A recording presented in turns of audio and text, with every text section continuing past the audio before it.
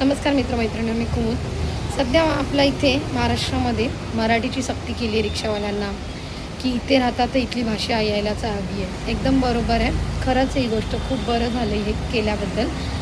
पण आपण माहिती आहे, फक्त भाषाची सक्ती करून उपयोग नाही आहे, त्याबरोबर मराठी लोकांचा ना रिस्पेक्ट पण महत्त्वाचा आहे.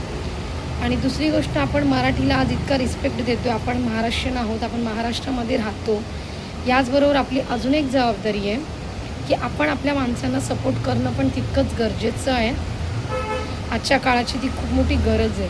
आज आपण भाषेसाठी इतकी सक्ती केली आहे, एकदम बरोबर आहे. खूप बरं वाटलं या गोष्टीचा निर्णयाने, कारण आपण ज्याही राज्यात जातो तिथली लोकं त्याच भाषेत बोलतात.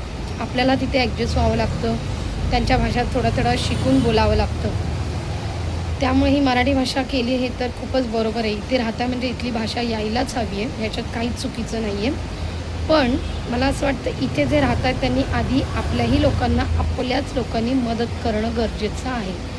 आज माझ्या जिथे शॉप आहे त्या लाईनमध्ये पूर्ण म्हणजे जवळपास तुम्हाला सांगते एक 10-12 दुकानं, 10-12 पण नाही म्हणता येणार, 20-1 दुकानात जरी शोधलं ना तरी मराठी माणसाचं, ग्रॉसरीचं किंवा मेडिकल किंवा केक शॉप असं मराठी शॉप कोणाचंच नाही आहे.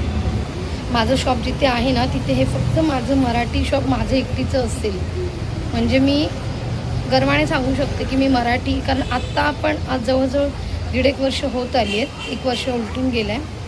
पण कोणीही कस्टमर मोस्ट ऑफ दुसरे आले ना की माझ्याशी ते हिंदीमध्ये बोलतात.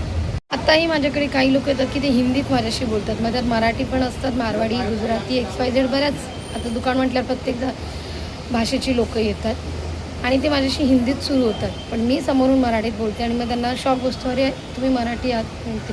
आपले असे किती काका काकी आहेत की जे हिंदीमध्ये सुरू होतात, दादा ताई आहेत, अरे तुम्ही मराठी आहात, अरे वा बरं आहे. म्हटलं हो, मी महाराष्ट्रीयन आहे. कारण आपली एक मेंटॅलिटी झाली की महाराष्ट्र माणूस खूप कमी, ग्रॉसरीचं शॉप तर नाहीच नाही, ते आपली बसची बातच नाही असंच काहींना वाटतं. त्यामुळे ही मराठीची सक्ती खूप योग्य निर्णय आहे. पण याचबरोबर आपल्याच माणसांनी आपलाच सपोर्ट करणं, आपलाच रिस्पेक्ट करणं खूप गरजेचं आहे. कारण दोघांमध्ये तिसऱ्याचा लाभ आत्तापर्यंत होत होता, तो व्हायला नाही हवं असं वाटत असेल ना तर आपल्या माणसांना आधी आपल्या माणसांनी सपोर्ट करा. पुन्हा लाईनमध्ये माझं एकटीचं महाराष्ट्रीयन शॉप आहे.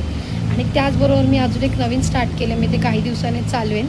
ते ऐकून तर काही लोकांना खूपच शॉक बसला आहे की तू मराठी असून हे शॉप कसं चालू करायची तुला आयडिया आली. म्हणजे सांगण्याचा उद्देश, आपण जर ठरवलं ना तर आपण काहीही करू शकतो.